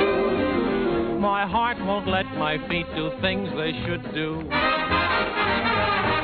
You know what? You're lovely. So what? I'm lovely. But oh, what you do to me. I'm like an ocean wave that's bumped on the shore. I feel so absolutely stumped on the floor. When you dance, you're charming and you're gentle, especially when you do the continental. But this feeling isn't purely mental. For heaven rest us, not asbestos. That's why I won't dance. Why should I? I won't dance. How could I? I won't dance. Merci beaucoup. I know that music leads the way to romance. So if I hold you in my arms, I won't dance.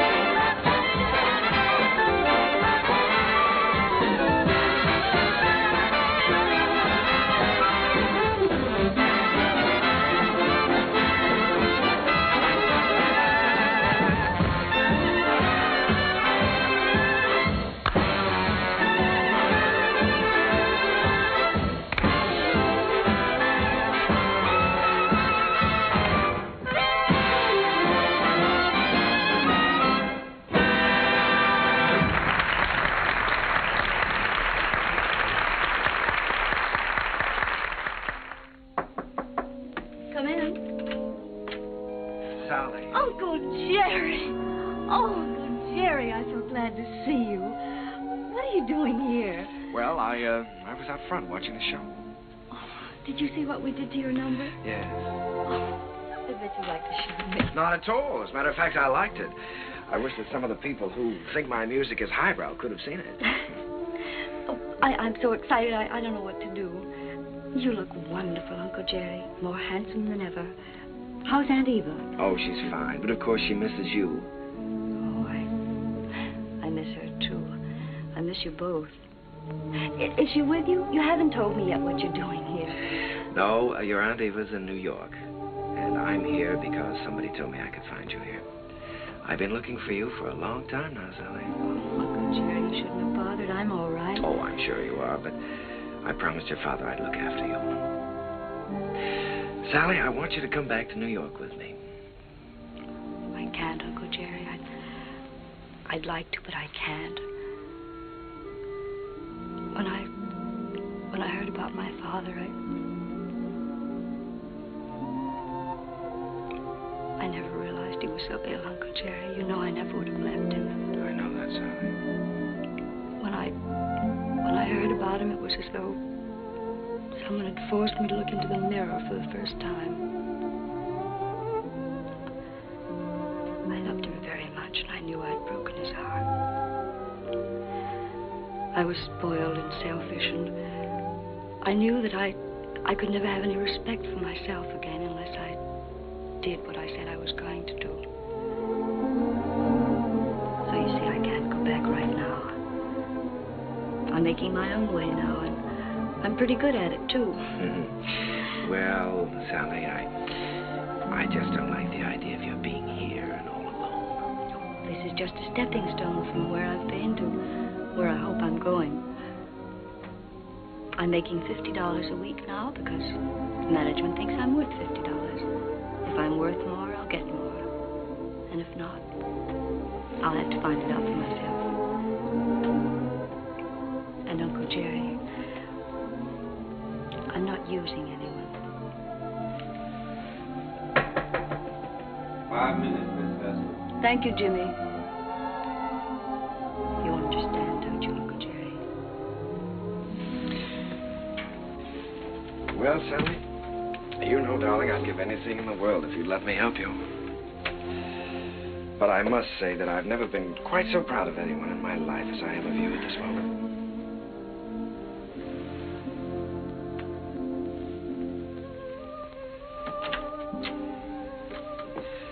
Good luck, darling.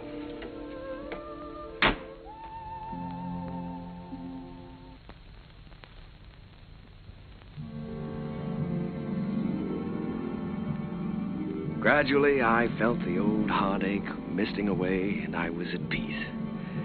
The promise I had made Jim had been fulfilled.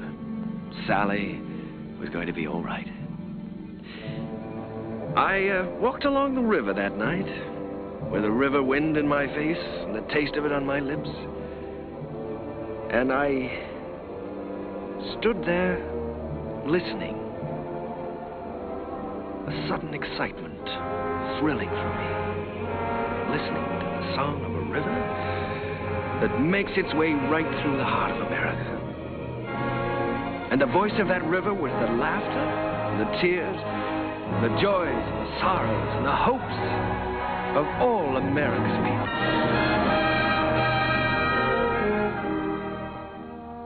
Well, Joe, that's my story. It's too bad Mr. Hessler couldn't have been there tonight, Mr. Kern. Oh, he was there, Joe. He'll always be a part of any music I ever write. Whatever happened to Miss Sally? Well, I don't know exactly. She's on her own now. Maybe I'm just getting tired of something, but ever since Jim's been gone, I feel like everything is sort of ending for me. Maybe my music is ending too, Joe. Ending? After that show tonight? Hey, I gotta get you back to the Waldorf. You got some vows to take. No, sir, Mr. Kern. Your music ain't ending for you. In my opinion, it's just the beginning.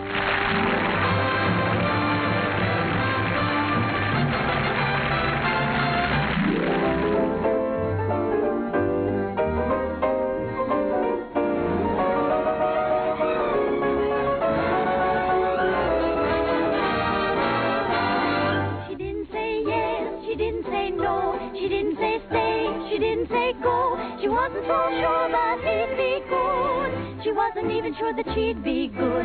So what did she do? I leave it to you. She did just what you do.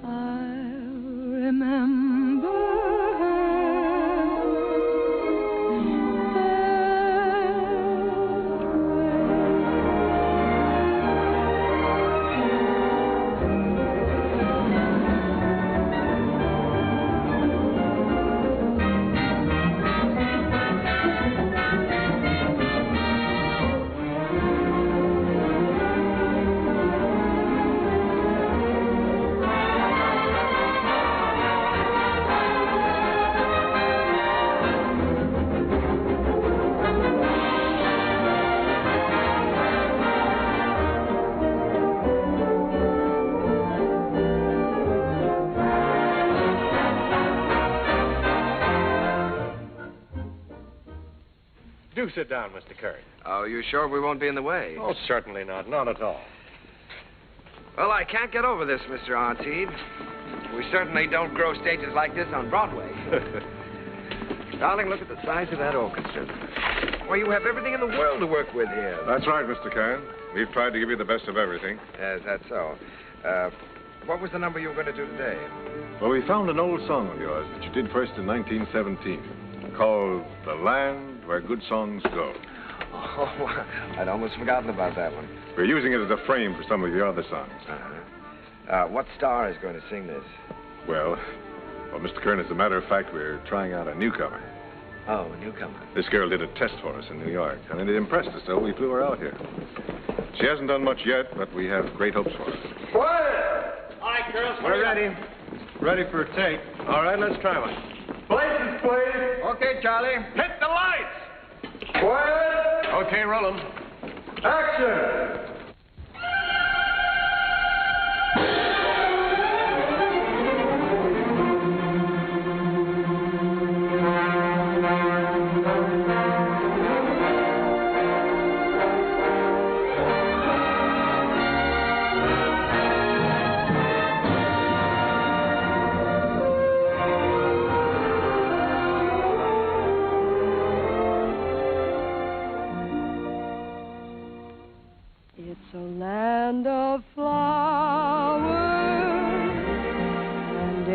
no showers, with sunshine in between,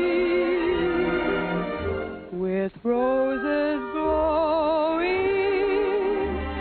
and rivers flowing, amid rushes growing green. Like her, Mr. Kern? Like her. I love her. I'd rather hear her sing one of my songs than anyone else in the world. Wouldn't you, Lena?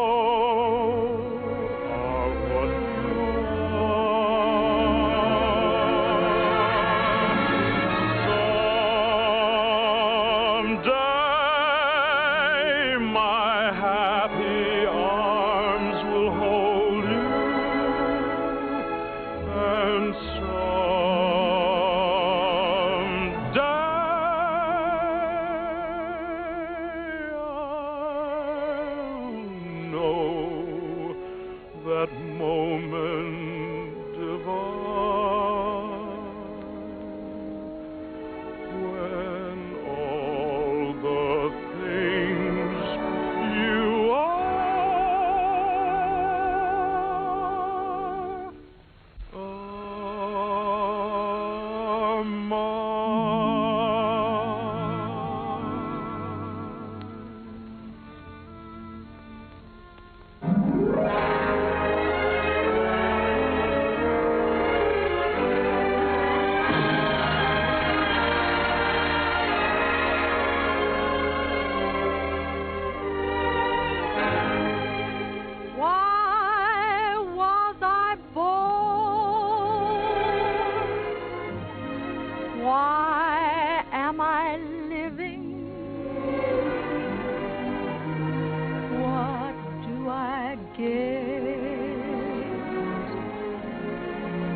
what am I giving? Why do I want the things I dare not hope for? What can I hope for? I wish I knew.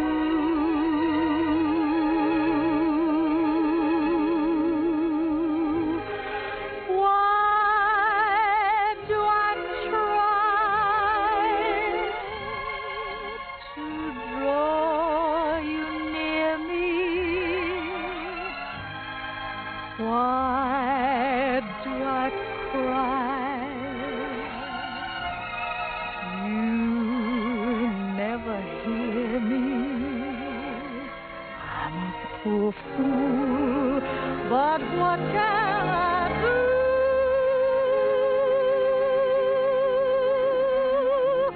Why was I born to love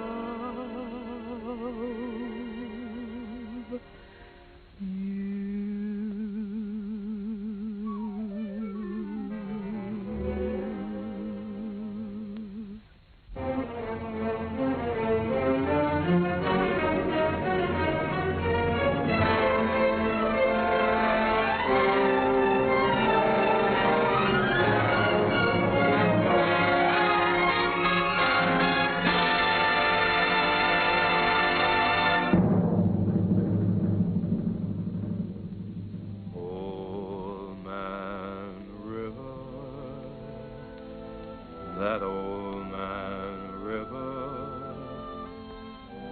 he must know something, but he don't say nothing. He just keeps rolling. He keeps on rolling along.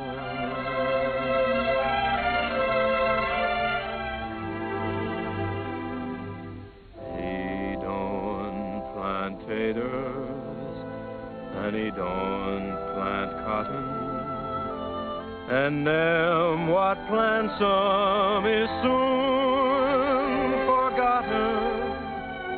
But old man River just keeps rolling along.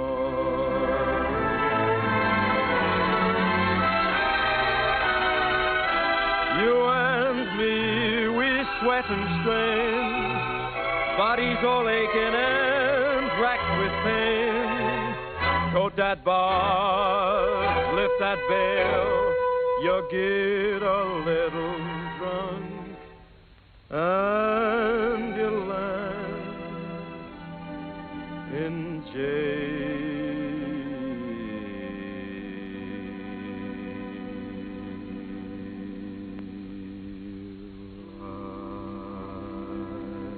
Gets weary and so sick of trying. I'm tired of living, but I'm feeling